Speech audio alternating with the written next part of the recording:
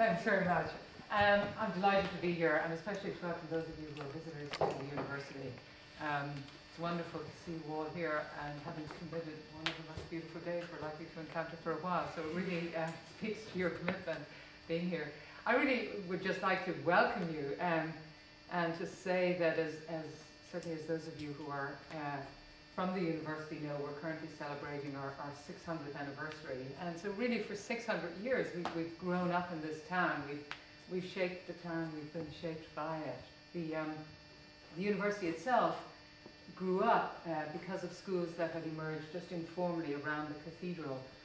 So we owe our foundation really to this grassroots movement that it grew up around, informally around the cathedral. And then 1410 the school was formed, and that became official in 1413.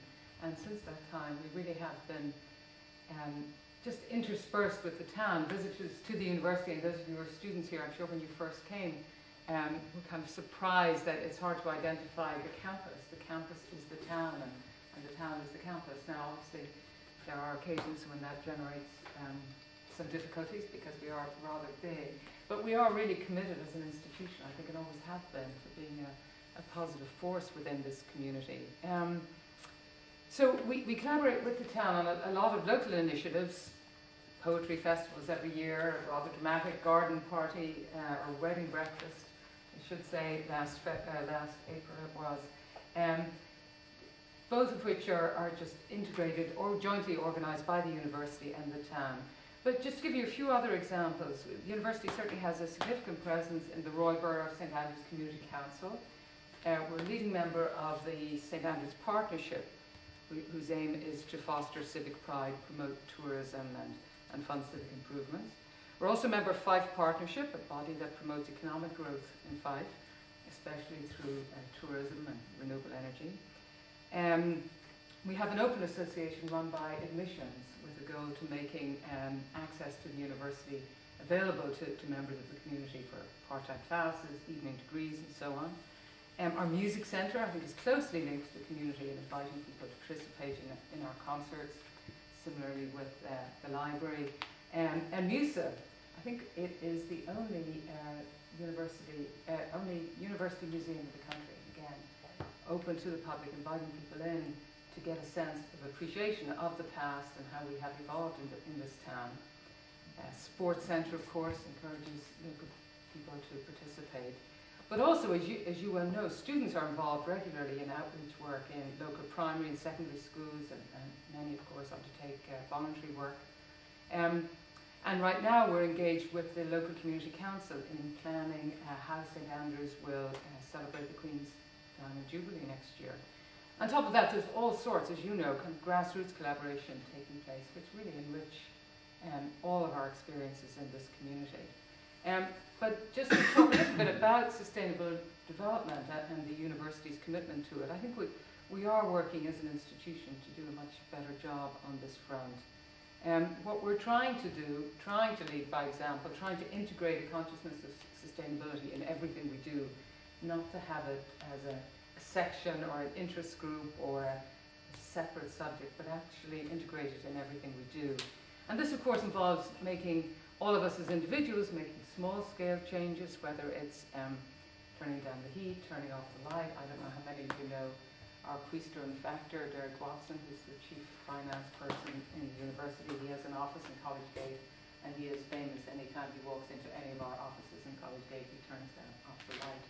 I think he's more interested in the electricity bill than sustainable development, but whatever it takes. I think on a personal level, we can all do more. We can all walk more, renew more, cycle more. I gather that we have a fairly good reuse and recycling rate of 65% in 2010, 2011. And again, that can get better.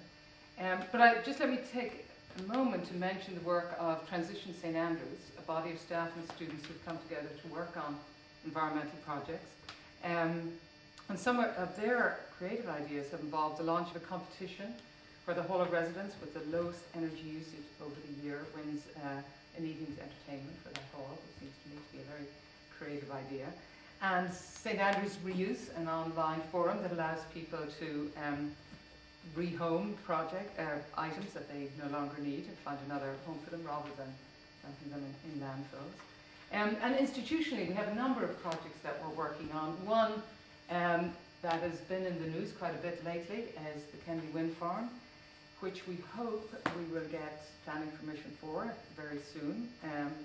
And we will find out very soon, so if any of you have any influence on those who make those decisions, please use it. If we get permission, this will generate enough energy to power the entire North Hall at 4 megawatts. It will help us meet our mandatory carbon targets, which are reducing our emissions by 19,000 tonnes of carbon per year. It will enable us to take control of our own energy production, so I very much hope to be able to get the green light on that.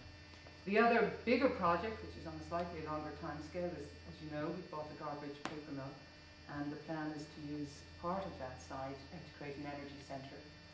We would like to partner with people who know more about this than we do and build, for example, a biomass site there, which would not only provide enough energy for the entire university, but actually would be able to provide some for the town as well. In addition to that, we're proud that according to Savix Finance, an offshoot of the Carbon Trust, the University of St Andrews has emerged as the leading public sector body in the UK in 2010-2011 for the value of projects designed to save energy and commit carbon emissions.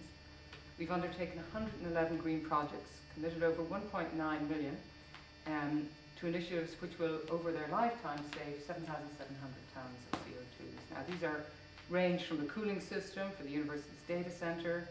At the Gateway building and the North Hall, we've floodlights replaced the new LED lights, which will save 6 tonnes of CO2 and £1,400 every year. So while it costs £8,000, it won't be long before we recoup that. In the physics building, we installed combined heat and power unit, which again costs £600,000, but will save over £200,000 and 800 tonnes of CO2 a year. So again, we're more than willing to put in the upfront costs with a view to reducing the CO2, but also recouping the costs. And our new biomedical sciences research complex, which is going to open within the next month, or will be finished within the next month, it actually won't be occupied for a month or two after that, is on target to be the first higher education science building in the UK to receive an outstanding sustainability rating from Green. So we're pretty excited and proud of that. But there's an awful lot more that we can do, and that's why I think it's very important that we have forums like today where committed people can exchange ideas and come up with new ideas to take us even further. So with that, let me end. Let me, on behalf of all of us here, thank the hard-working organisers who convened this all together. I know this weekend has been a long time. We're all in your debt for